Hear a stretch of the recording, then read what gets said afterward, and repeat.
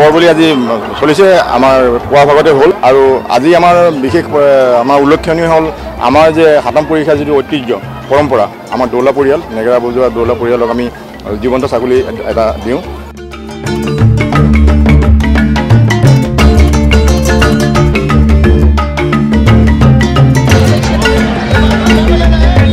মহাষ্টমী আমি প্ৰত্যেকবাৰে আহোঁ আৰু মাৰ ওচৰলৈ মানে মাৰ আশীৰ্বাদ ল'বলৈ প্ৰত্যেকবাৰৰ নিচিনাকৈ এইবাৰো আহিছোঁ। সকলোৱে আমাৰো ভাল হওক, ৰাইজৰ ভাল হওক, সকলোৱে ভালৰ কাৰণে আহিছোঁ আৰু